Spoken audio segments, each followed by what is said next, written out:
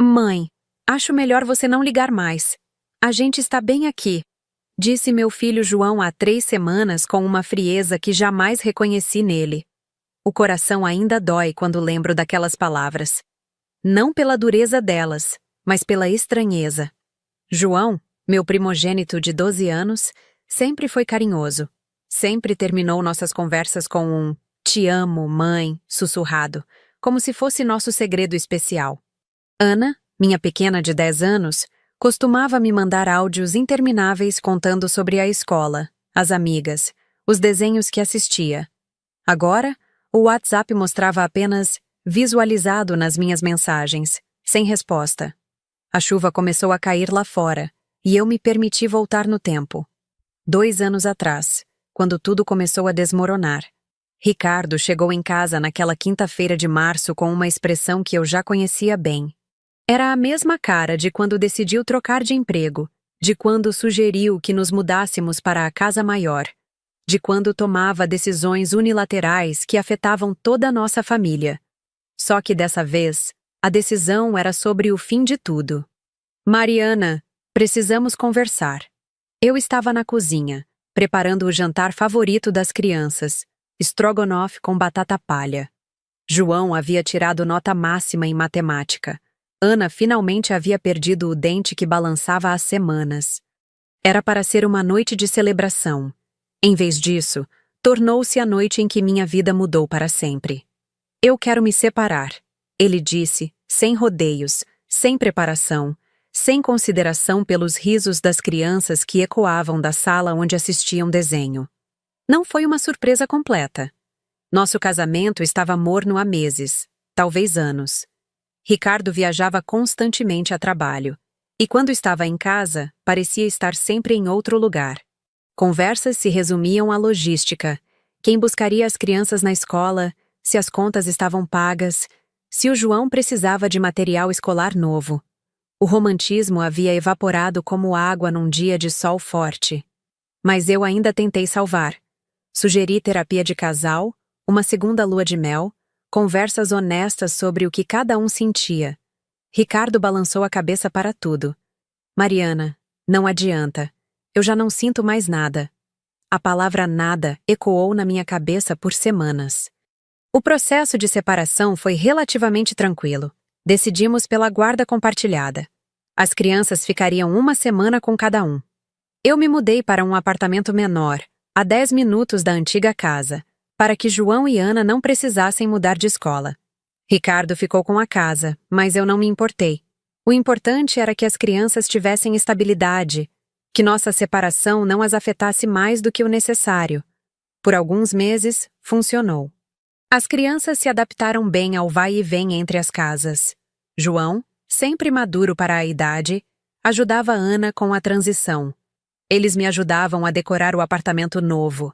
Escolhiam onde ficariam os próprios quartos. Aos poucos, estávamos criando uma nova rotina, uma nova normalidade. Foi quando Ricardo conheceu Camila. A primeira vez que ele mencionou o nome dela foi casual, quase por acidente. Ah, Camila acha que o João tem potencial para o futebol. Quem era Camila? De onde havia surgido essa opinião sobre meu filho? Ricardo se esquivou da pergunta, mudou de assunto. Nas semanas seguintes, o nome dela apareceu com mais frequência. Camila sugeriu um restaurante novo. Camila disse que Ana estava interessada em dança. Camila achou engraçado o que o João falou. Camila, Camila, Camila. Quando finalmente a conheci, foi como levar um soco no estômago. Não pela beleza dela, embora fosse inegavelmente linda, com aqueles cabelos loiros perfeitamente alinhados e o sorriso que parecia saído de uma propaganda de pasta de dente. O que me chocou foi a intimidade. A forma como ela conhecia os gostos das crianças, como falava sobre eles com propriedade, como João e Ana pareciam confortáveis com sua presença. Oi, você deve ser a Mariana, ela disse, estendendo a mão com um sorriso que não chegava aos olhos. Eu sou a Camila. Ricardo fala tanto de você. Tenho certeza de que não falava. Tenho certeza de que quando falava, não era nada bom. Naquela noite, Depois que deixei as crianças na antiga casa, que agora tinha uma nova moradora, chorei no carro por 20 minutos antes de conseguir dirigir para casa. Não era ciúme do Ricardo. Nosso casamento havia acabado, e eu já havia aceitado isso. Era algo mais profundo, mais visceral. Era o medo de ser substituída. E olhando para trás agora, 2 anos depois, sentada nesta varanda vazia, percebo que meu medo se tornou realidade.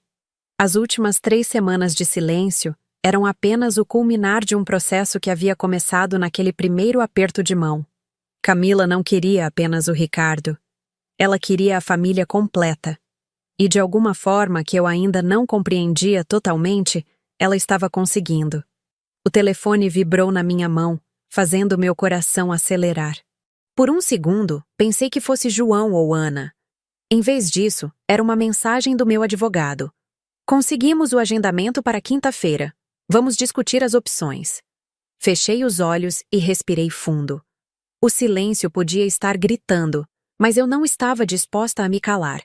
Meus filhos eram meus filhos, e nenhuma Camila do mundo mudaria isso. Pelo menos, era isso que eu tentava acreditar. A primeira reunião com o Dr. Fernando, meu advogado, foi um banho de água fria na realidade. Mariana, preciso ser honesto com você. Ele disse, ajeitando os óculos enquanto folheava os documentos do caso. Reverter uma situação de guarda é extremamente difícil, especialmente quando não há evidência de negligência ou abuso. Negligência. A palavra ecoou na minha cabeça. Como explicar para ele que o que estava acontecendo era pior que negligência? Era manipulação. Era um apagamento lento e sistemático da minha existência na vida dos meus próprios filhos. Mas eles eram meus filhos antes de serem dele. Protestei, sabendo o quão patético soava. Eu os carreguei, os criei, passei noites em claro quando estavam doentes. Dr. Fernando me olhou com aquela expressão que advogados desenvolvem ao longo dos anos. Uma mistura de compreensão e pragmatismo cruel. Nos olhos da lei, ambos são pais, e infelizmente, a balança está pesando para o lado dele. A casa maior, a estabilidade financeira, o fato de Camila não trabalhar e poder se dedicar integralmente às crianças. Ela não trabalha porque não precisa. Interrompi, sentindo a raiva subir pela garganta. Ela tem 26 anos e nunca teve responsabilidade real na vida. Eu trabalho porque preciso me sustentar, porque sou independente, porque... Eu entendo, Mariana. Mas você precisa entender também que o sistema não vê as coisas dessa forma. O que o juiz vê são fatos. Ricardo ganha mais de 30 mil reais por mês, tem uma casa espaçosa, uma esposa que pode ficar em casa com as crianças. Você mora num apartamento de 2 quartos e trabalha como freelancer, com renda variável. A injustiça daquilo me sufocava. Como se o amor pudesse ser medido em metros quadrados ou dígitos numa conta bancária. O que você me sugere então? Documenta tudo. Cada mudança de comportamento das crianças, cada conversa estranha, cada situação que te pareça anormal. Se realmente há algo errado acontecendo, precisamos de provas. Saí do escritório com uma sensação de impotência que me acompanhou durante todo o caminho para casa. Era um sábado e as crianças deveriam estar comigo. Em vez disso, Ricardo havia ligado na sexta dizendo que João tinha um jogo de futebol importante e Ana foi convidada para uma festa. Eles pediram para ficar, disse ele, com aquela voz neutra que havia adotado desde a separação. Pediram para ficar. Quando foi que meus filhos começaram a preferir estar longe de mim? Em casa, sentei no sofá que João ajudou a escolher e abri nosso álbum de fotos no celular. Ali estavam eles. João aos 6 anos, desdentado e orgulhoso com a primeira bicicleta. Ana aos 4, toda lambuzada de chocolate no seu aniversário. Fotos da nossa primeira viagem para a praia depois da separação, onde Ana construiu um castelo de areia e disse que era o novo lar da família. João, adolescente desajeitado, me abraçando após sua primeira apresentação na escola. Quando foi que aquele abraço se tornou mecânico? Quando foi que os "te amo" se transformaram em acenos rápidos? Quando foi que meus filhos começaram a olhar para mim como se eu fosse uma estranha? O domingo passou devagar, pontuado por mensagens que mandei e que não receberam resposta. Bom dia, meus amores. Como foi o jogo, João? Visualizado. Ana, como foi a festa? Visualizado. Vocês estão bem? Mamãe está com saudades. Visualizado. Na segunda-feira, decidi aparecer na escola na hora do almoço. Não era meu dia com eles, mas eu tinha o direito de vê-los, não tinha? Cheguei no horário que sabia que estariam no pátio e os vi de longe. João estava com os amigos jogando futebol. Ana conversava animadamente com duas colegas. Eles pareciam normais, felizes até. João! Ana! Chamei me aproximando. João olhou na minha direção e seu rosto se fechou instantaneamente. Ana fez o mesmo. Eles trocaram um olhar. Um daqueles olhares conspiratórios que crianças desenvolvem quando querem esconder algo dos adultos. Oi, mãe! Disse João, sem entusiasmo. Que surpresa boa! Como foi o final de semana de vocês? Foi normal, respondeu Ana, brincando com o cadarço do tênis. A gente se divertiu. Que bom! E o jogo, João? Você ganhou? Ganhamos, sim. Pausa desconfortável. Mãe, a gente pode conversar depois? É que o intervalo está acabando e... Meu coração apertou. Desde quando meu filho ficava ansioso para se livrar de mim? Claro, meu amor. Vocês querem que eu busque vocês na saída? Podemos tomar um sorvete. Não precisa. Ana se adiantou. A Camila vai buscar a gente. Ela prometeu que íamos fazer brigadeiro em casa. Brigadeiro. Eu costumava fazer brigadeiro com eles todo domingo. Era nossa tradição. Ah, que legal! Consegui dizer, forçando um sorriso. Então, a gente se vê no próximo fim de semana? É, respondeu João, já se afastando. Tchau, mãe. Fiquei ali, parada no meio do pátio da escola, vendo meus filhos se afastarem como se eu fosse apenas mais uma pessoa qualquer. Outras mães me olharam com aquela expressão de pena mal disfarçada que eu havia aprendido a odiar. No carro, liguei para minha irmã Paula. Mari, você precisa parar de se torturar assim. Ela disse depois que contei sobre o encontro na escola. Eles são adolescentes. É normal ficarem mais distantes. João tem 12 anos, Paula. E Ana, 10. Não são adolescentes. E mesmo que fossem, isso não é distanciamento normal. É como se eu fosse um incômodo na vida deles. Você acha que a Camila está fazendo alguma coisa? A pergunta que eu havia evitado fazer para mim mesma finalmente foi verbalizada. Eu não sei, admiti. Mas tem algo errado. Você conhece meus filhos, Paula. Você sabe como eles sempre foram comigo. Carinhosos, próximos. E agora é como se eu fosse uma obrigação chata na vida deles. O que você vai fazer? Olhei pela janela do carro, vendo outras famílias saindo da escola. Pais e mães pegando os filhos, conversando sobre o dia, fazendo planos para o final de semana. Vida normal, vida que eu costumava ter. Vou descobrir a verdade, disse, mais para mim mesma do que para Paula. Não importa o que custe. Porque se havia uma coisa que eu sabia com certeza, era que meus filhos não haviam simplesmente parado de me amar da noite para o dia. Alguém os estava ensinando a fazer isso, e eu tinha uma suspeita muito forte de quem era. 3 semanas depois da conversa com Paula, eu estava sentada no escritório de um investigador particular chamado Carlos, me sentindo como uma personagem de filme ruim. Senhora Mariana, ele disse, folheando as anotações que eu havia trazido. Entendo sua preocupação, mas investigar uma família sem evidência de crime é complicado. Eu havia documentado tudo, como o Dr. Fernando sugeriu.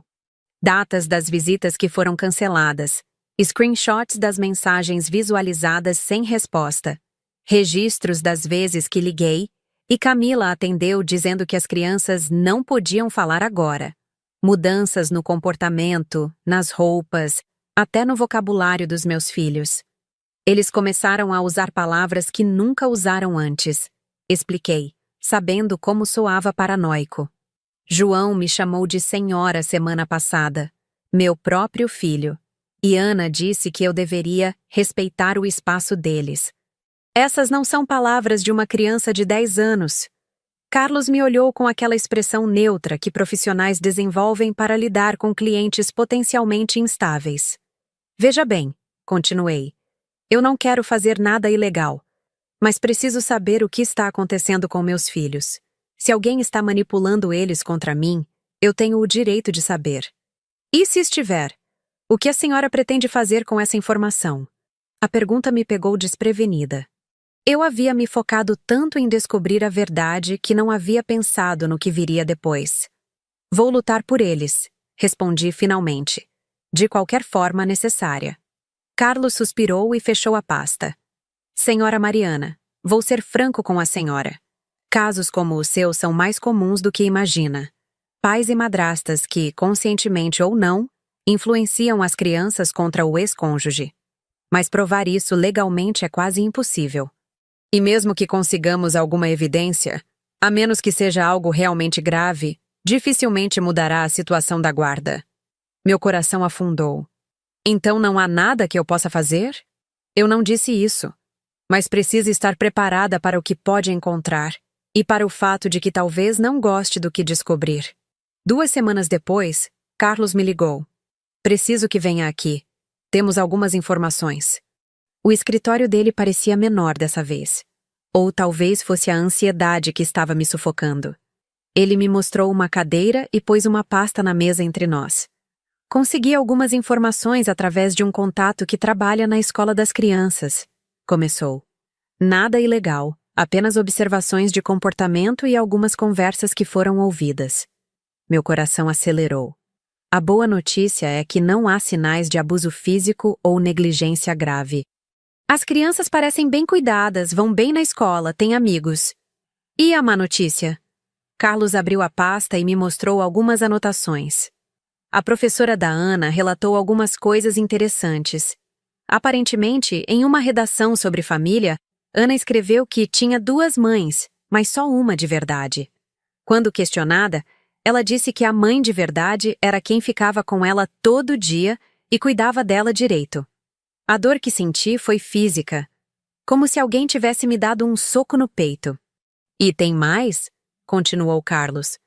João foi flagrado algumas vezes dizendo para os colegas que a mãe biológica dele não ligava muito para eles, que só visitava quando se sentia culpada.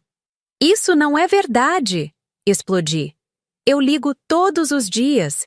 Eu mando mensagens, tento marcar encontros, sugiro atividades. Eu sei, senhora Mariana, mas a questão é, de onde essas crianças tiraram essas ideias? Ficamos em silêncio por um momento. A resposta era óbvia, mas nenhum de nós queria verbalizá-la. Há mais uma coisa, disse Carlos hesitante. Meu contato na escola mencionou que Camila está muito presente. Ela participa de todas as reuniões de pais, conhece todos os professores pelo nome, está sempre disponível para buscar as crianças. E aparentemente ela se refere a João e Ana como meus filhos quando fala com outros pais. Meus filhos. As palavras ecoaram na minha cabeça como um eco distorcido. Olha, senhora Mariana. Carlos se inclinou para a frente. Na minha experiência, esse tipo de situação raramente tem uma solução fácil. Camila não está fazendo nada tecnicamente errado. Ela está sendo uma madrasta presente, envolvida. O problema é que no processo ela parece estar substituindo você. Como posso competir com alguém que tem o dia inteiro livre para se dedicar aos meus filhos?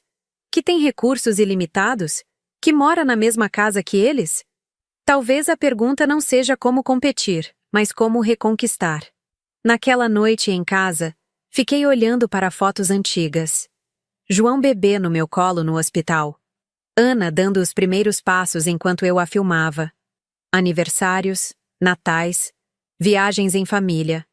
Memórias que pareciam de uma vida passada. Peguei o telefone e escrevi uma mensagem para eles. Meus amores, estou com muita saudade. Que tal fazermos algo especial no próximo fim de semana? Vocês escolhem o que querem fazer. Eu amo vocês mais que tudo. Mandei e esperei. 1 hora depois, a resposta veio do João. Mãe, acho melhor cancelar esse fim de semana. A gente tem muita coisa para fazer aqui. Desculpa. Desculpa. Meu filho de 12 anos estava me pedindo desculpas por não querer passar tempo comigo. Foi nesse momento que tomei uma decisão que mudaria tudo. Se Camila estava jogando sujo, eu também podia jogar. Se ela queria uma guerra silenciosa pelos corações dos meus filhos, ela teria uma. Mas primeiro, eu precisava de munição. E sabia exatamente onde encontrá-la. Dr. Fernando me olhou como se eu tivesse perdido completamente o juízo. Mariana, você está me pedindo para solicitar autorização judicial para monitorar os celulares dos seus próprios filhos? Você percebe como isso soa? Soa como uma mãe desesperada tentando descobrir por que seus filhos subitamente a rejeitam. Respondi, tentando manter a voz firme. Eles são menores de idade. Eu tenho direitos parentais. E se alguém está influenciando eles contra mim, preciso saber. E se não estiver? E se você descobrir que eles realmente preferem ficar com o pai e a madrasta? Você está preparada para essa possibilidade? A pergunta me atingiu como um tapa. Não, eu não estava preparada. Mas também não estava preparada para desistir sem lutar. Preciso tentar, disse simplesmente. 2 semanas e muita papelada depois, eu tinha a autorização. O aplicativo de monitoramento seria instalado nos celulares de João e Ana durante uma das minhas visitas supervisionadas. Eles não saberiam. Pelo menos, não inicialmente. O sábado seguinte foi estranho e tenso. João e Ana vieram para meu apartamento, mas era como se estivessem cumprindo uma obrigação. Conversas monossilábicas, olhares evasivos, aquele ar de quem estava contando os minutos para ir embora. Que tal assistirmos um filme juntos? Sugeri. Vocês podem escolher. Tanto faz, disse Ana mexendo no celular. Ou podemos fazer aquela pizza caseira que vocês adoravam. Não estou com fome, João respondeu, sem tirar os olhos da tela. Enquanto eles estavam distraídos, consegui instalar o aplicativo. Meu coração batia tão forte que tinha certeza de que eles podiam ouvir. Mas nenhum dos dois percebeu. Quando finalmente foram embora, no domingo à noite, eu me senti exausta. Não pela atividade física, mas pelo esforço emocional de tentar conectar com 2 crianças que pareciam viver atrás de uma parede de vidro. Na segunda-feira de manhã, abri o aplicativo de monitoramento pela primeira vez. Minha mão tremia quando cliquei para ver as mensagens. O que encontrei foi pior do que qualquer coisa que eu pudesse ter imaginado. Conversas entre Camila e Ana. Camila. Como foi o fim de semana na casa da sua mãe? Ana. Foi chato. Ela ficou tentando me fazer falar o tempo todo. Camila. Tadinha, ela deve estar se sentindo culpada por ter abandonado vocês. Ana. Ela não nos abandonou. Camila. Claro que sim, amor. Se ela realmente se importasse, teria lutado mais para ficar com vocês. Mas ela preferiu a própria vida. Agora quer compensar com visitas. Mas você sabe quem te ama de verdade, né? Ana. Você e o papai. Camila. Isso mesmo. Nós somos sua família de verdade agora. Eu tive que parar de ler para respirar. As mãos tremiam tanto que quase derrubei o celular. Havia mais. Muito mais. Mensagens para João. Camila. Seu pai está preocupado. Disse que você pareceu triste quando voltou da casa da sua mãe. João. Eu fico confuso lá. Ela fica fazendo pergunta e querendo que eu conte tudo. Camila. É porque ela quer informação para usar contra nós. Seu pai me contou que ela já tentou tirar vocês de nós antes. João. Sério? Camila. Sério. Mas não se preocupa. Nós nunca vamos deixar isso acontecer. Você e a Ana são nossos filhos agora. Nossos filhos. Ela estava realmente tentando apagar minha existência. Mas o pior ainda estava por vir. Em uma conversa mais recente, encontrei isto. Ana, para uma amiga da escola.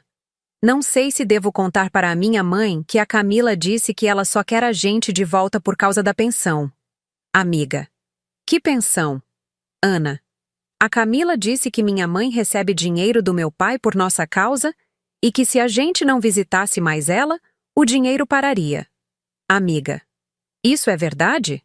Ana. Não sei. Mas a Camila disse que por isso ela fica insistindo tanto para a gente ir lá.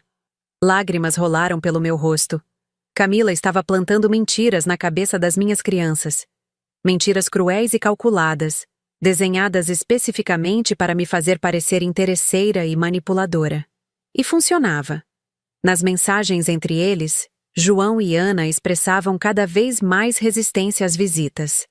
Falavam sobre como era chato ter que vir para minha casa, como Camila era mais legal e entendia eles melhor.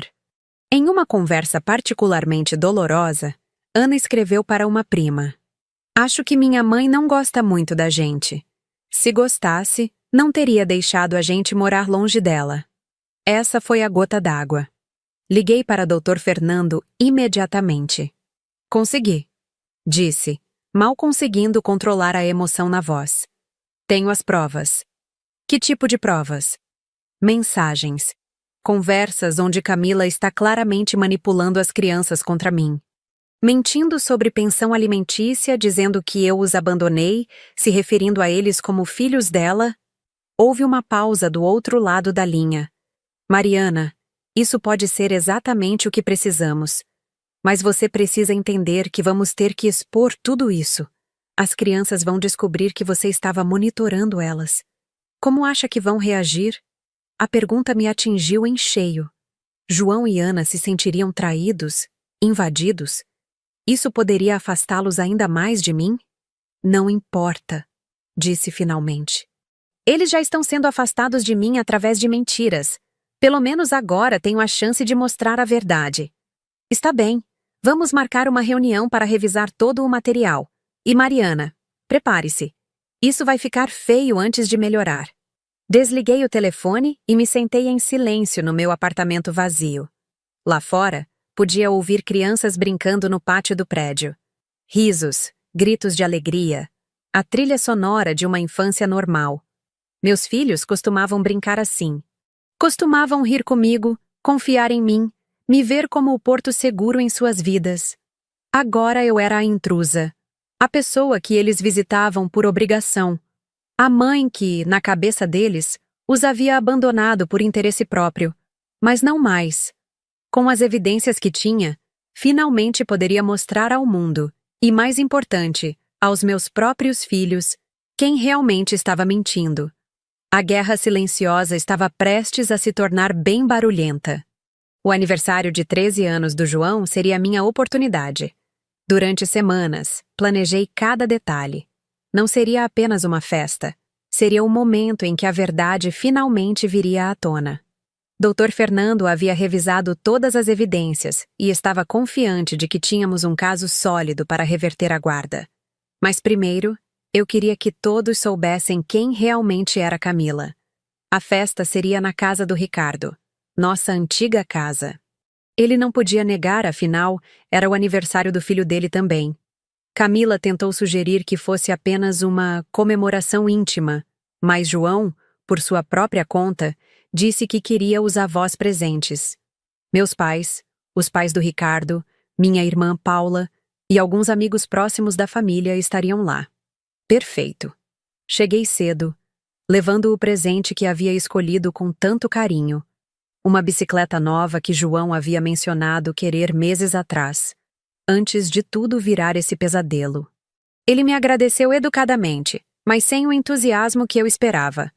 Ana mal olhou na minha direção. Camila estava em seu elemento, brincando de anfitriã perfeita. Cabelos impecáveis, maquiagem discreta mas caprichada, vestido que custava mais que meu aluguel. Ela cumprimentou a todos com sorrisos calorosos e abraços familiares, como se fosse realmente parte da família há décadas. "Mari, que bom que você conseguiu vir", disse ela, me abraçando com aquela falsidade que eu havia aprendido a reconhecer. "João ficou tão feliz quando soube que você estaria aqui." Mentira. Pelas mensagens que eu havia monitorado, sabia que João havia expressado ansiedade sobre minha presença. Camila havia acalmado ele, dizendo que eu provavelmente não ficaria muito tempo. Durante a primeira hora, observei. Camila circulava pela festa com propriedade, contando anedotas sobre João e Ana para os convidados, como se os conhecesse desde bebês. Ela falava sobre quando meu João começou a jogar futebol e como minha Ana é artística. Meu João. Minha Ana. Meus pais tentavam manter a cordialidade, mas eu via a atenção nos seus rostos. Eles também haviam notado como as crianças estavam diferentes, mais distantes. Minha mãe havia me ligado 2 semanas antes, preocupada porque Ana havia se recusado a falar com ela no telefone. É só uma fase, Camila explicou para minha mãe quando esta perguntou sobre o comportamento estranho da neta. Crianças dessa idade ficam mais seletivas com afeto. Mas ela está bem, está feliz. Nós cuidamos muito bem dela. Nós. Como se eu não existisse. Foi quando decidi que chegara a hora. Pessoal? Disse, batendo levemente na taça para chamar a atenção. Antes de cantarmos parabéns, gostaria de dizer algumas palavras sobre o João. Ricardo me olhou com suspeita. Camila sorriu, mas seus olhos se estreitaram ligeiramente. 13 anos. Comecei, olhando diretamente para meu filho. João, eu me lembro do dia que você nasceu como se fosse ontem. Quando o médico te colocou nos meus braços, eu prometi que sempre te protegeria, que sempre lutaria por você. João me olhou, confuso. Havia algo na minha voz que ele não reconhecia. Uma determinação que não estava presente há meses. E Ana, continuei, virando para minha filha. Você sempre foi minha pequena guerreira. Lembra quando você tinha 5 anos e decidiu que ia proteger o João dos meninos mais velhos na escola? Você sempre soube a diferença entre o certo e o errado. As crianças trocaram olhares desconfortáveis. Os adultos começaram a sentir que algo estava acontecendo. O que eu quero dizer, prosseguir, tirando o celular do bolso, é que às vezes, quando amamos alguém, precisamos protegê-los da verdade. Mas chega um momento em que a verdade precisa ser dita, não importa o quanto doa. Mariana, Ricardo se adiantou. Talvez não seja o momento para... É exatamente o momento, interrompi. Porque durante meses me perguntei por que meus filhos subitamente pararam de me amar. Por que pararam de responder minhas mensagens? Por que cancelavam visitas? Por que me olhavam como se eu fosse uma estranha? Camila estava pálida agora. Mariana, as crianças estão bem. Não precisa criar drama. Drama? Ri, mas não havia humor na minha voz. Você acha que descobrir que alguém está manipulando seus filhos contra você é drama? O silêncio que se seguiu era ensurdecedor. Até as crianças haviam parado de se mexer. Do que você está falando? Perguntou Ricardo. Em vez de responder, conectei meu celular à TV da sala. Ainda sabia onde estavam os cabos. Ainda era minha casa também, de certa forma. A tela se iluminou com capturas de tela das mensagens. Vou ler para vocês algumas conversas muito interessantes, disse, minha voz ecoando na sala silenciosa. Comecei com as mensagens mais leves, aquelas onde Camila simplesmente se referia às crianças como seus filhos. Vi o rosto do Ricardo mudar gradualmente da confusão para o choque. Então, parti para as mais pesadas. Claro que sim, amor. Se ela realmente se importasse, teria lutado mais para ficar com vocês. Mas ela preferiu a própria vida. Li, olhando diretamente para Camila. Isso foi você falando com Ana sobre mim, Camila. Explicando para uma criança de 10 anos por que a mãe dela a abandonou. Ana estava chorando agora. João parecia confuso, olhando entre mim e Camila como se estivesse vendo ambas pela primeira vez. E tem mais, continuei. Implacável. É porque ela quer informação para usar contra nós. Seu pai me contou que ela já tentou tirar vocês de nós antes. Isso foi para o João, plantando paranoia sobre as próprias perguntas que uma mãe faz para os filhos. Mariana, para, Ricardo disse, mas sua voz estava fraca. Não vou parar. Vocês querem ouvir a melhor parte? Camila disse para Ana que eu só quero vocês de volta por causa da pensão alimentícia. Que se vocês parassem de me visitar, o dinheiro pararia. Minha mãe ofegou. Paula cobriu a boca com as mãos. Isso não é verdade, Ana soluçou. A Camila disse que eu sou interesseira, que não amo vocês de verdade, que abandonei vocês. Minha voz subiu involuntariamente.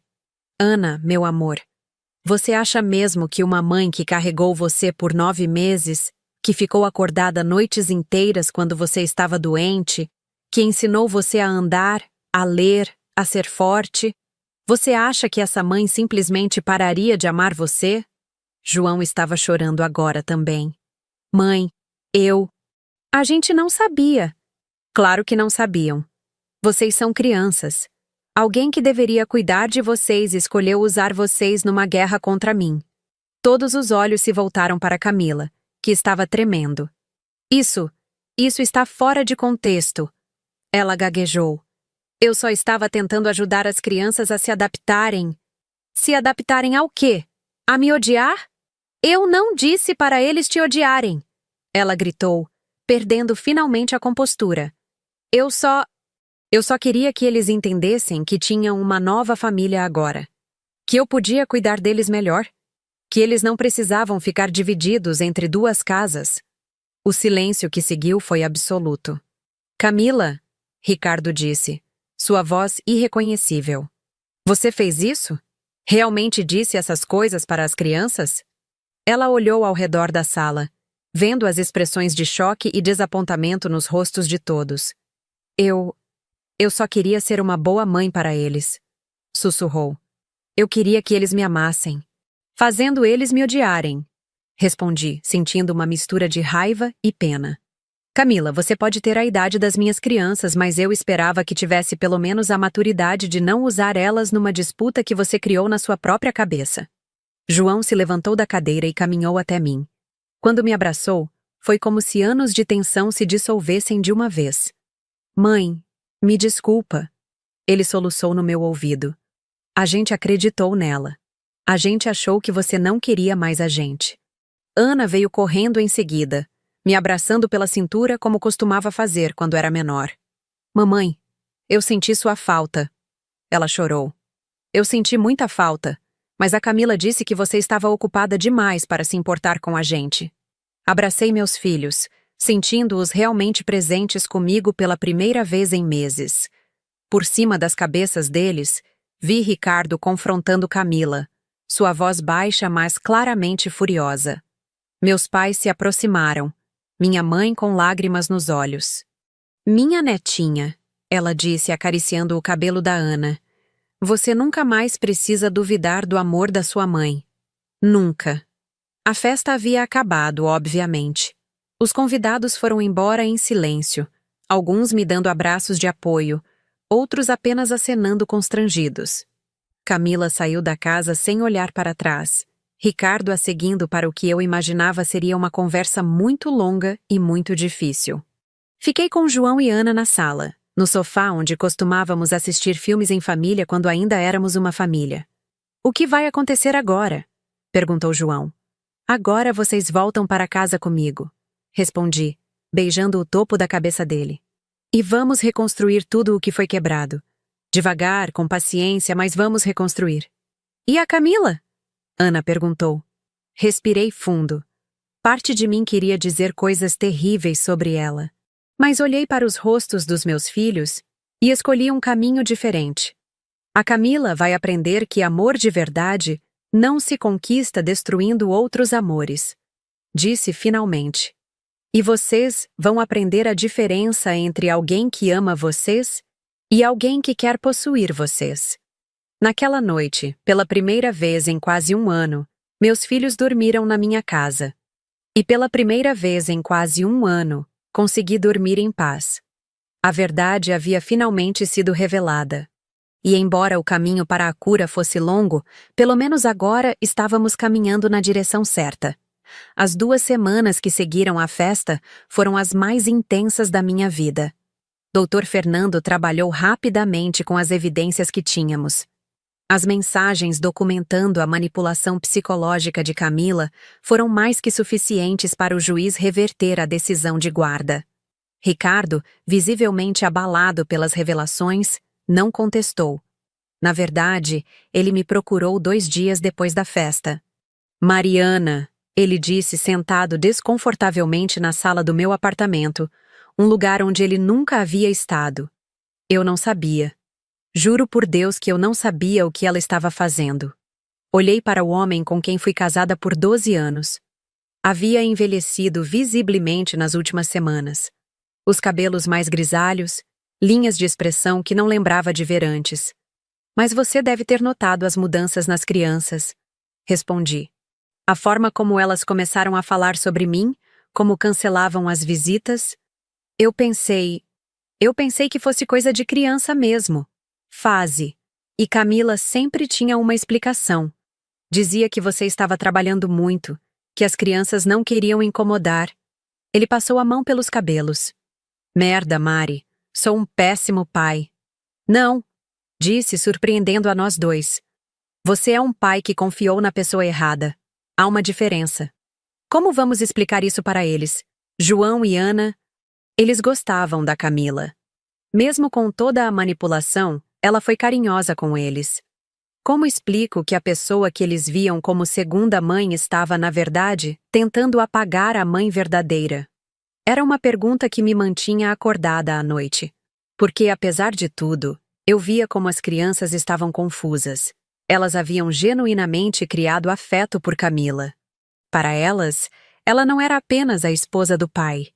Era alguém que participava da vida delas, que conhecia seus gostos, que estava presente no dia a dia.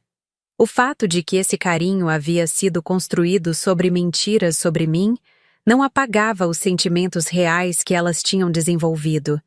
Vamos dizer a verdade, respondi finalmente. Que as pessoas às vezes fazem coisas erradas por motivos complicados. Que é possível gostar de alguém e ainda assim reconhecer que essa pessoa fez algo prejudicial.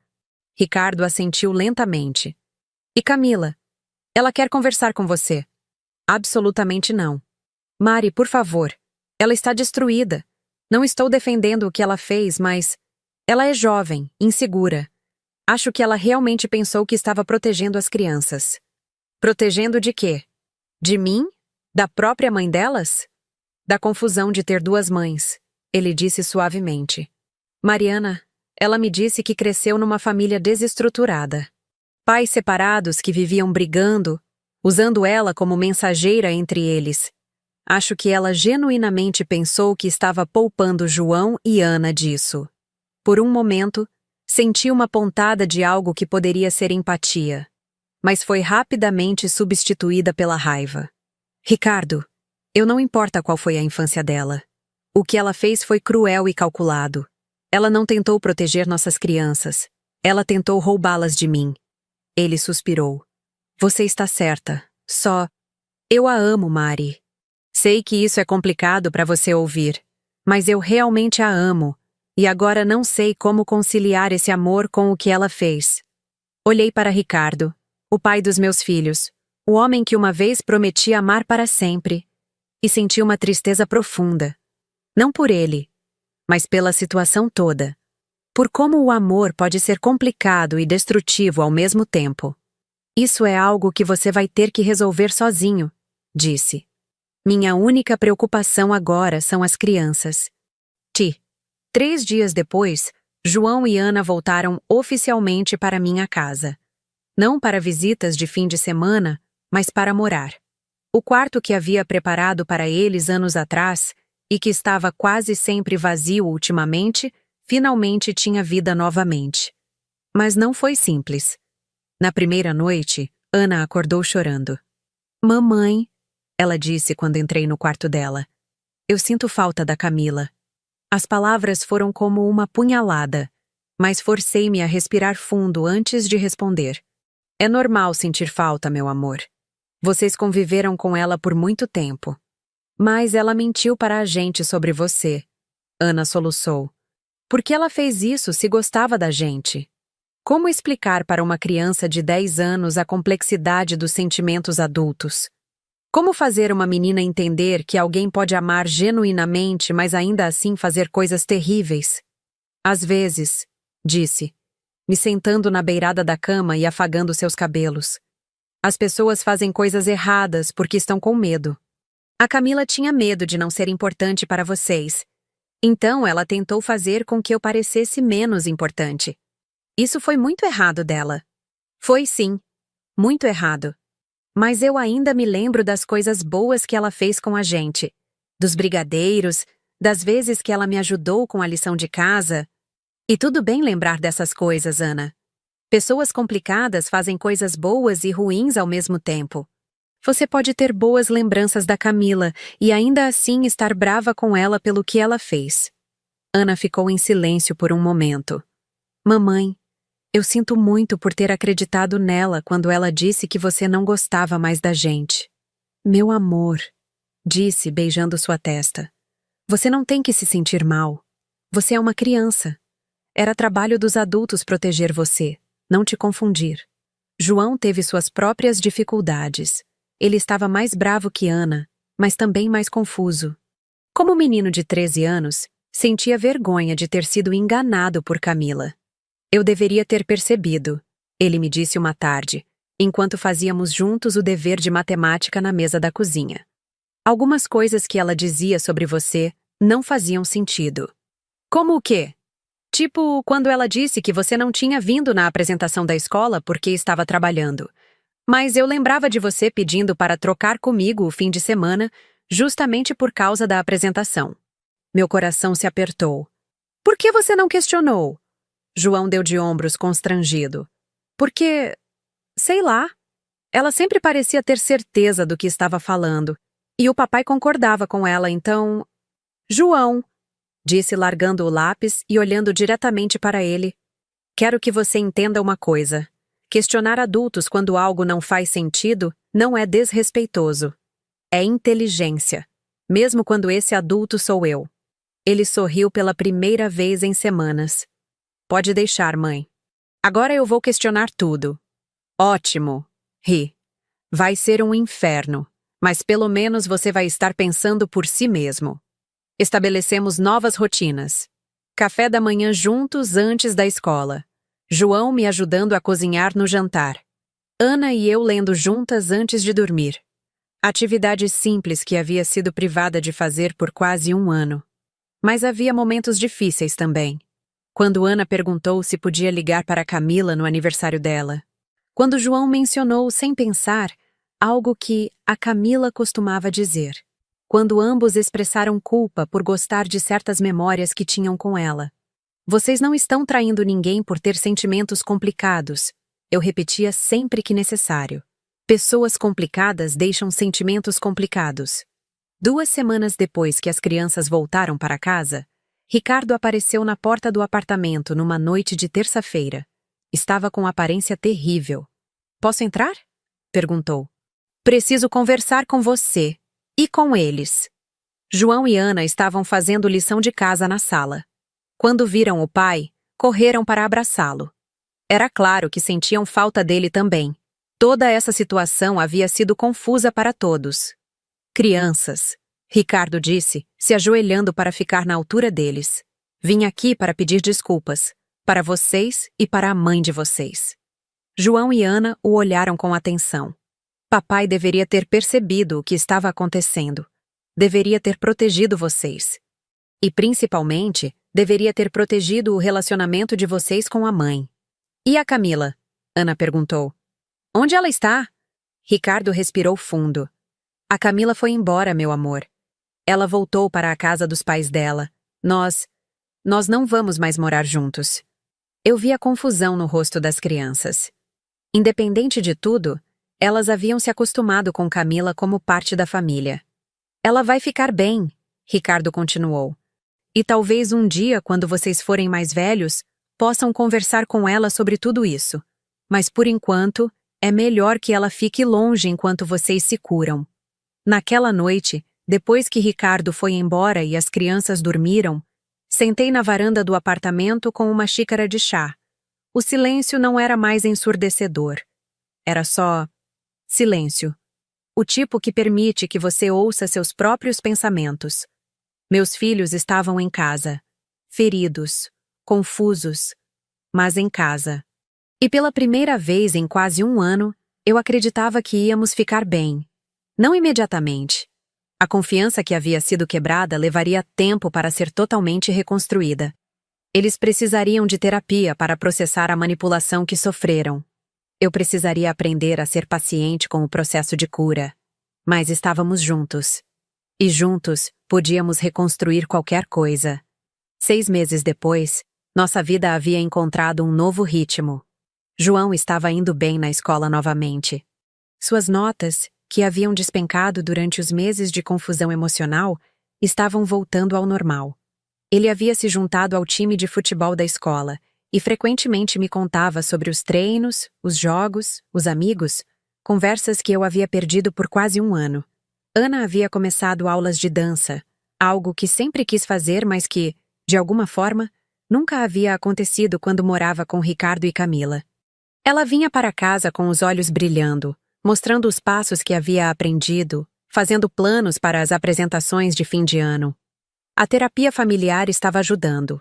Doutora Helena, nossa psicóloga, havia nos dado ferramentas para lidar com os sentimentos complicados que ainda surgiam. Para João, que lutava com raiva de si mesmo por ter sido enganado. Para Ana, que ainda sonhava ocasionalmente com Camila e acordava confusa e triste. Para mim, que tentava equilibrar minha própria raiva com a necessidade de ajudar as crianças a processar a experiência sem demonizar totalmente alguém que havia sido importante para elas. O perdão, doutora Helena nos explicou numa sessão, não significa que você aprova o que a pessoa fez. Significa que você para de deixar que as ações dela controlem sua vida. Era mais fácil dizer que fazer. Um sábado de manhã, enquanto Ana e eu fazíamos panquecas, uma tradição que havíamos retomado, ela fez uma pergunta que me pegou desprevenida. Mãe, você acha que a Camila está bem? Parei de mexer a massa por um segundo. Por que você pergunta, meu amor? Porque eu fico pensando. Se ela fez aquelas coisas porque estava triste ou com medo, ela deve estar muito triste agora. A empatia da minha filha de 10 anos me surpreendeu e me orgulhou ao mesmo tempo. Mesmo depois de tudo que havia passado, ela ainda conseguia se preocupar com alguém que a havia machucado. Eu imagino que sim, respondi cuidadosamente. Quando fazemos coisas erradas, geralmente nos sentimos mal depois. Você acha que ela aprendeu? Essa era uma pergunta mais difícil. Eu realmente não sabia se Camila havia aprendido alguma coisa ou se apenas estava zangada por ter sido descoberta. Espero que sim, disse finalmente. Para o bem dela. João, que estava ouvindo da mesa onde fazia lição de casa, olhou para cima. Mãe, você perdoou ela? A pergunta ficou pendurada no ar. Eu havia perdoado Camila? Não sentia mais aquela raiva ardente que me consumia nos primeiros dias após a descoberta. Mas perdão. Perdão era outra coisa. Estou tentando, respondi honestamente. Perdão é um processo, não uma decisão única. O que isso quer dizer? Sentei na mesa com eles, deixando as panquecas de lado por um momento. Quer dizer que às vezes eu acordo e ainda sinto raiva do que ela fez. Outras vezes, consigo entender que ela era jovem e insegura e tomou decisões ruins. E às vezes consigo até ter pena dela. E qual é o certo? Ana perguntou. Todos são certos, disse. Sentimentos não são certos ou errados. Eles só são. O que importa é o que fazemos com eles. 2 semanas depois, recebi uma carta. Não havia endereço de remetente, mas reconheci a caligrafia imediatamente. Mariana, sei que provavelmente não quer ouvir de mim, mas preciso escrever isso. Eu estraguei tudo. Não só para você e para as crianças, mas para mim também. Quando comecei a influenciar João e Ana contra você, eu realmente acreditava que estava fazendo o certo. Eu pensei que se eles me amassem mais, se me vissem como a mãe de verdade, todo mundo seria mais feliz. Eu estava errada. Muito errada. Eu nunca tive uma família estável. Meus pais se separaram quando eu tinha 7 anos e passaram o resto da minha infância me usando para machucar um ao outro. Juro que pensei que estava protegendo João e Ana disso. Mas acabei fazendo exatamente a mesma coisa. Não estou pedindo perdão. Sei que não mereço. Só quero que você saiba que eu reconheço o que fiz e que estou fazendo terapia para entender por que fiz isso. João e Ana são crianças incríveis. Você fez um trabalho maravilhoso criando eles. Eu só espero que consiga desfazer o estrago que causei. Lamento profundamente. Camila ler a carta me trouxe uma mistura de sentimentos. Raiva, porque ela havia demorado meses para reconhecer o que havia feito. Tristeza, porque podia ver a dor real nas palavras dela. E, surpreendentemente, um pouco de alívio. Não porque a carta mudava alguma coisa do que havia acontecido, mas porque mostrava que Camila estava, pelo menos, tentando entender. E talvez isso significasse que outras crianças não passariam pelo que João e Ana passaram. Mostrei a carta para as crianças naquela noite. João a leu 2 vezes antes de falar. Ela parece arrependida de verdade. Parece. Concordei. Isso muda alguma coisa? Ana perguntou. Para mim? Não muito. Vocês ainda não vão ter contato com ela, pelo menos não por um bom tempo. Mas me deixa um pouco menos preocupada de que ela vá fazer isso com outras crianças. Você vai responder? João quis saber. Pensei na pergunta. Parte de mim queria ignorar a carta completamente. Outra parte queria escrever uma resposta furiosa, listando todo o dano que ela havia causado. Mas uma parte pequena e crescente de mim queria algo diferente. Talvez, disse. Mas se responder, vai ser para deixar claro que reconhecer o erro é só o primeiro passo. O importante é garantir que isso nunca mais aconteça. Naquela noite, depois que as crianças foram dormir, sentei para escrever uma resposta. Escrevi várias versões. Uma cheia de raiva, uma fria e formal, uma longa e detalhada sobre todos os danos que ela havia causado. No final, escrevi apenas isto. Camila, recebi sua carta. Fico feliz em saber que você está fazendo terapia e tentando entender suas ações. O que você fez causou muito dano. João e Ana ainda estão se recuperando da confusão e da dor que suas mentiras causaram. Isso vai levar tempo. Espero sinceramente que você use essa experiência para se tornar uma pessoa melhor, para que outras crianças não passem pelo que meus filhos passaram. Não vou responder a futuras correspondências. Meu foco agora é inteiramente na recuperação da minha família. Mariana, enviei a carta e me senti mais leve. Não porque havia perdoado completamente Camila, mas porque havia fechado aquele capítulo de uma forma que honrava meus sentimentos sem perpetuar o ciclo de dor. O perdão, percebi, não era sobre Camila. Era sobre não deixar que sua toxicidade continuasse envenenando nossa família. 3 meses depois, Ricardo apareceu para o aniversário de Ana com uma namorada nova. Ela se chamava Beatriz, tinha 42 anos, era divorciada e tinha 2 filhos próprios. Quando se apresentou para João e Ana, foi respeitosa, mas não excessivamente carinhosa. É um prazer conhecer vocês, ela disse. Ouvi muitas coisas boas sobre vocês. Não tentou abraçá-los. Não fez promessas sobre como seria divertido. Não sugeriu atividades em família. Apenas foi educada e presente. Depois da festa, João me puxou de lado.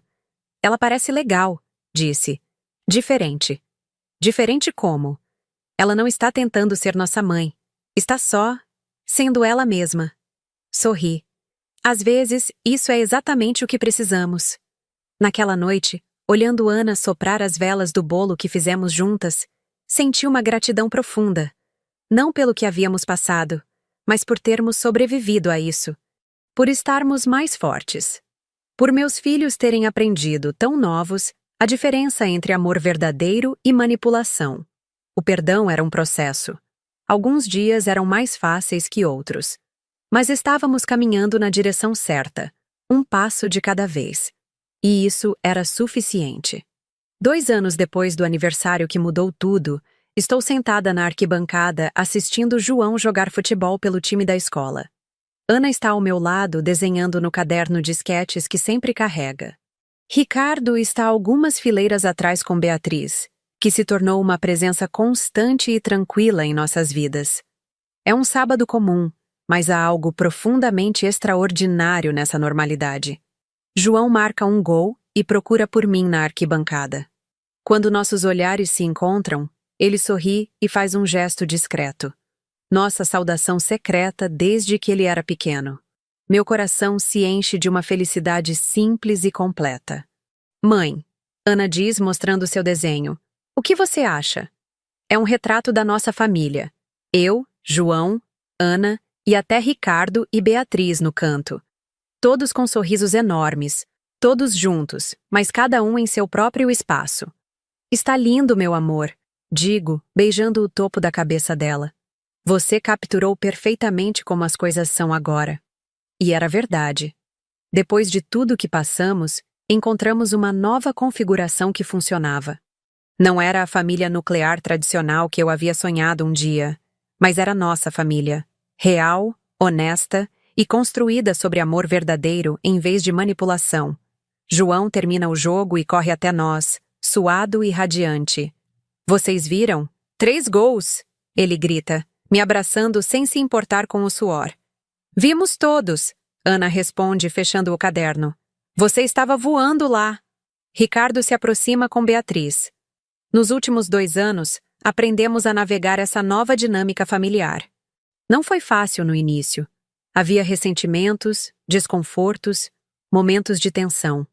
Mas, com terapia familiar e muito diálogo, conseguimos construir algo que funcionava para todos, especialmente para as crianças. Bela partida, filho, Ricardo diz, bagunçando o cabelo de João. Aquele terceiro gol foi espetacular. A gente vai celebrar no restaurante do shopping?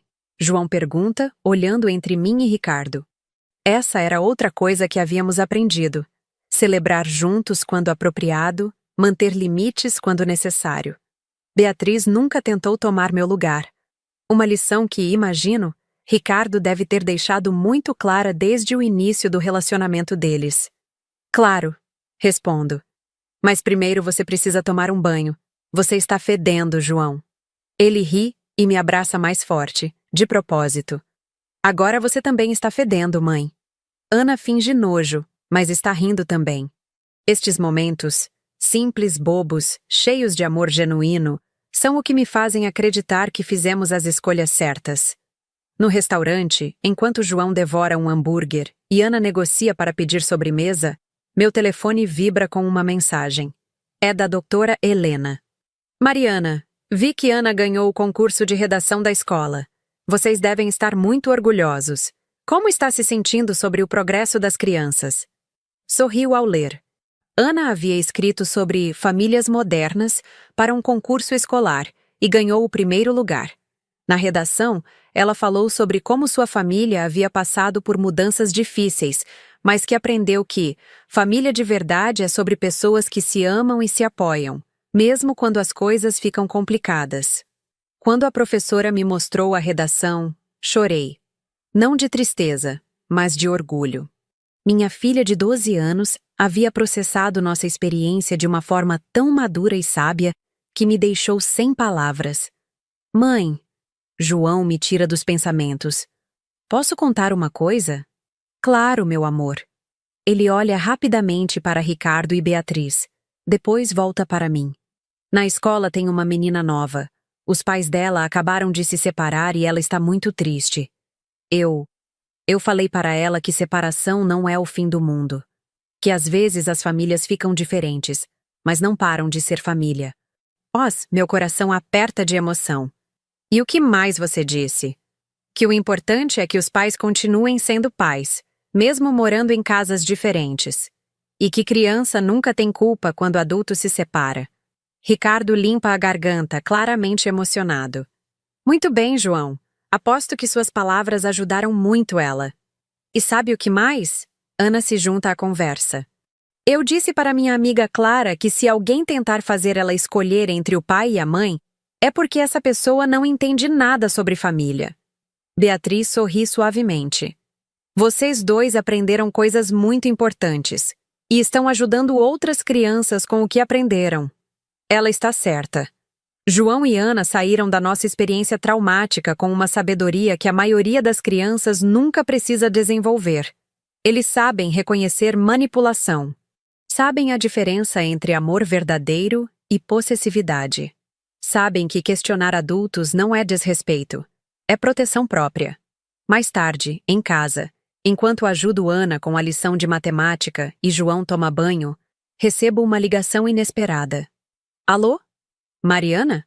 Aqui é a doutora Santos, da Vara da Família. Tudo bem?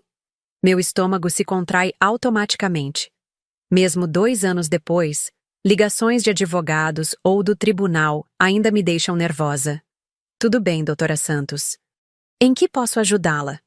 Na verdade, é você quem pode nos ajudar. Temos um caso aqui que é muito similar ao que você viveu. Uma mãe que suspeita que a madrasta está manipulando os filhos contra ela. Ela pediu para conversar com alguém que passou por isso. Você estaria disposta? A pergunta me pega de surpresa. Conversar com outra mãe passando pelo que eu passei? Como seria isso? Nada formal. Talvez um café, uma conversa de mãe para mãe. Ela só quer saber que é possível sair dessa situação. Olho para Ana, concentrada nos números à minha frente. Para João, que está cantarolando no banheiro. Para nossa casa, que é pequena, mas cheia de vida e amor verdadeiro. Posso conversar com ela? Respondo. Se minha experiência pode ajudar outra família, eu quero ajudar. 2 semanas depois, estou sentada num café no centro da cidade com uma mulher chamada Sandra. Ela tem a mesma expressão de desespero que eu provavelmente tinha 2 anos atrás. Meus filhos parecem diferentes, ela me conta, as mãos tremendo ao segurar a xícara de café. Eles cancelam visitas, respondem com monossílabos, às vezes me olham como se eu fosse uma estranha. E a madrasta?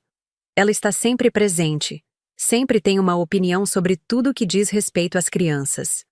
Escuto sua história e é como olhar num espelho do passado. As mesmas táticas, os mesmos padrões, a mesma dor. O que você acha que devo fazer? Ela pergunta no final. Primeiro, digo pegando sua mão, você precisa saber que isso não é culpa sua e que seus filhos não pararam de te amar. Alguém está ensinando eles a agir assim. Mas como eu provo isso? Conto para ela sobre minha experiência, sobre as evidências que consegui, sobre o longo processo de reconstrução. Mas principalmente, conto sobre a esperança. Sandra, hoje meus filhos estão bem. Não apenas bem. Eles estão prospering. Eles aprenderam lições valiosas sobre relacionamentos saudáveis. E nosso vínculo agora é mais forte do que nunca, porque foi testado e sobreviveu. Ela chora um pouco. E eu entendo. São lágrimas de alívio de saber que não está louca, que não está sozinha, que há esperança. Quanto tempo levou? Ela pergunta. Para descobrir a verdade? Alguns meses. Para reconstruir nossa relação? Estamos ainda reconstruindo, de certa forma. Mas os primeiros sinais de melhora apareceram em semanas. E se eu não conseguir provar nada? Então você documenta tudo, busca ajuda profissional e continua sendo a melhor mãe que pode ser, mesmo à distância. Porque uma hora, Sandra, seus filhos vão crescer o suficiente para ver a verdade por si mesmos. Saio do café me sentindo drenada emocionalmente, mas também esperançosa. Se minha experiência pode ajudar uma família a se reunir mais rápido, se pode poupar outras crianças de meses de confusão e manipulação, então talvez tenha valido a pena. Naquela noite, conto para João e Ana sobre meu encontro com Sandra. Ela tem filhos da nossa idade? Ana pergunta. Um pouco mais novos. Por quê? Só pensando... Deve ser muito assustador quando os adultos ficam brigando e você não entende por quê. João concorda. A gente teve sorte de ter você lutando pela gente, mãe, e de ter descoberto a verdade. No? Vocês acham que eu deveria continuar ajudando outras famílias? Eles trocam um daqueles olhares conspiratórios que desenvolveram, mas agora são conspiração saudável, não resultado de manipulação. Sim, Ana diz finalmente. Se você pode ajudar outras crianças a não passar pelo que a gente passou, acho que deveria. João concorda. E quem sabe a gente pode ajudar também? Tipo, conversando com crianças que estão passando por isso? A ideia me surpreende e me emociona ao mesmo tempo. Meus filhos, que sofreram tanto, querem usar sua experiência para ajudar outros. Vocês teriam que estar muito bem emocionalmente para fazer isso, alerto. E só se realmente quisessem. A gente quer. Ana diz com convicção. Não gostaria que outras crianças se sentissem como a gente se sentiu. 3 meses depois, estou dando uma palestra numa escola para pais sobre sinais de manipulação parental. João e Ana estão na plateia, me apoiando. Depois da palestra, várias mães se aproximam para conversar, algumas claramente vivendo situações similares. Uma delas me pergunta: como você não se tornou amarga depois de tudo isso? É uma pergunta interessante. Eu poderia ter me tornado amarga. Poderia ter passado o resto da vida com raiva, desconfiando de todas as madrastas, envenenando meus filhos contra relacionamentos futuros do pai deles. Porque a amargura seria dar a Camila mais poder sobre minha vida do que ela já teve, respondo. Meus filhos me observam. Se eu tivesse escolhido a amargura, estaria ensinando a eles que mágoa pode nos controlar para sempre. Em vez disso, quis ensinar que podemos escolher crescer, perdoar e construir algo melhor. No carro, voltando para casa, Ana me pergunta: Mãe, você realmente perdoou a Camila? É uma pergunta que ela faz de tempos em tempos, como se estivesse checando minha resposta. Perdoei no sentido de que não desejo mal para ela, respondo. Espero que ela tenha aprendido e que seja feliz em sua vida. Mas isso não significa que confio nela, ou que esqueci o que aconteceu. E o papai? Você perdoou ele? Seu pai é diferente. Ele estava errado em não perceber o que estava acontecendo, mas não estava tentando me machucar intencionalmente. E ele fez tudo o que podia para consertar as coisas depois que descobriu a verdade. João, que havia ficado quieto, finalmente fala: Mãe, obrigado por ter lutado pela gente. Mesmo quando a gente não entendia o que você estava fazendo. Obrigado por terem me perdoado por ter demorado para descobrir o que estava acontecendo. Respondo. Você não demorou. Ana protesta. Você fez tudo o que podia. E no final, salvou nossa família. Chegamos em casa e seguimos nossa rotina noturna. João estuda para um teste de história. Ana pratica piano. Eu termino alguns trabalhos freelancer. Vida normal, família normal, amor normal. Mas há algo profundamente extraordinário nessa normalidade. Ela foi conquistada, foi lutada, foi reconstruída sobre honestidade e amor verdadeiro. Antes de dormir, passo pelos quartos das crianças para dar boa noite. Algo que faço religiosamente desde que voltaram para casa. Mãe, João me chama quando estou saindo. Eu te amo. De verdade. Não porque alguém me disse para falar isso. Rio. Eu sei, meu amor. E eu te amo também. Para sempre. No quarto da Ana, ela já está quase dormindo. Mamãe, ela sussurra. Você acha que outras famílias vão conseguir ficar bem como a gente conseguiu? Espero que sim, meu amor. Principalmente se a gente continuar ajudando elas. Então vamos continuar? Vamos continuar. Ela sorri e fecha os olhos. Saio do quarto e vou para a varanda do apartamento, o mesmo lugar onde costumava sentar quando não conseguia dormir, quando o silêncio dos meus filhos me ensurdecia. Agora o silêncio é diferente. É paz. É a tranquilidade de saber que meus filhos estão seguros, amados e em casa. Olho para as luzes da cidade e penso em todas as famílias lá fora que podem estar passando pelo que passamos. Em todas as crianças sendo usadas como peças num jogo que não entendem. Em todas as mães e pais lutando para proteger seus filhos de manipulação. E penso na esperança.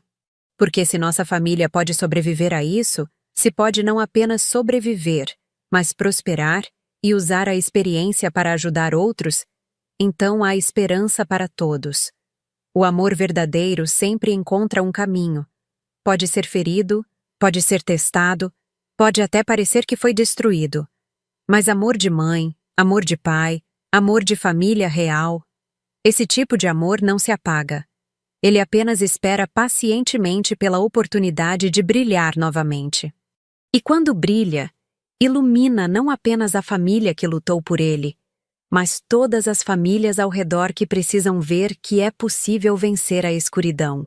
Esta história que compartilhei com vocês não é apenas sobre uma família que enfrentou manipulação e mentiras.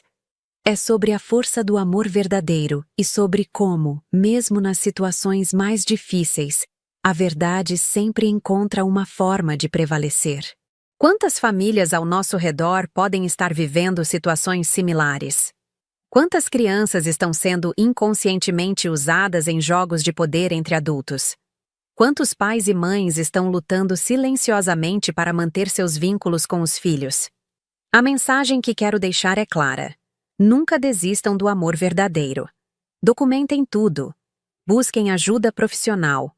Lutem pelos seus filhos com todas as ferramentas legais disponíveis.